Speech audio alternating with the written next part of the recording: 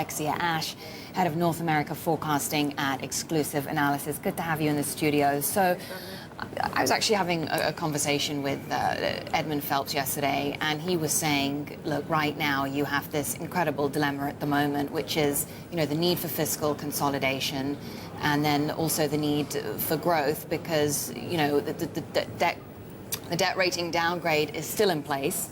Yeah. The ratings agencies have put the U.S. on watch for a downgrade, but all this is playing out against a very weak economic backdrop, too.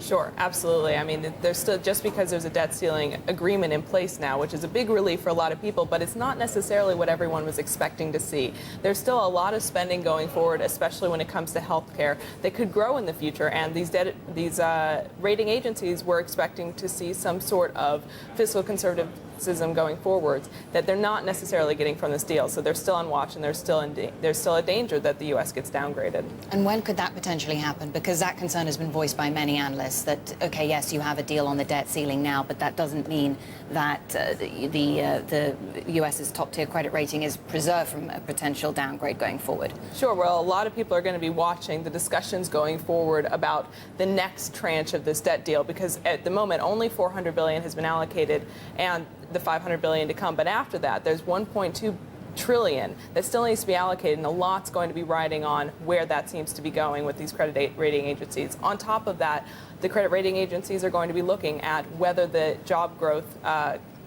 goes up, and also whether GDP growth can recover from the disappointing figures we saw before. Yeah, I mean, that's the problem, because we had weak GDP figures on Friday. That was followed by weak manufacturing figures, and then just yesterday we had weak consumer spending as well. What does all this mean for the prospect of a rebound in growth in the second half of the year?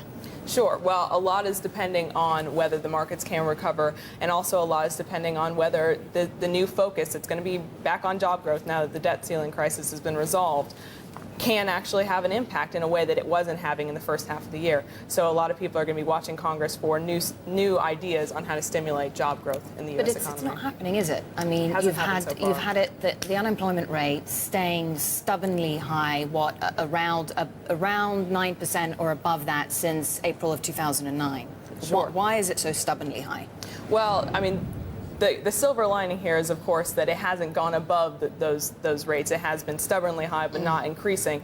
However, there are a lot of places that are really hurting in the United States right now. The automobile manufacturing sector just isn't recovering the way they would want it to. You're seeing a lot of increased costs in things like healthcare that weren't necessarily anticipated. And these kind of things are just not being made up for. Even though some jobs are being created, other jobs are still being lost. So then what can the U.S. government do to make up for it, as you say? Well, there are a lot of things they can do. It's a matter of what they decide to do, which just isn't clear at the moment. Okay, thank you very much indeed. Good to talk to you. Alexia Ash of Exclusive Analysis.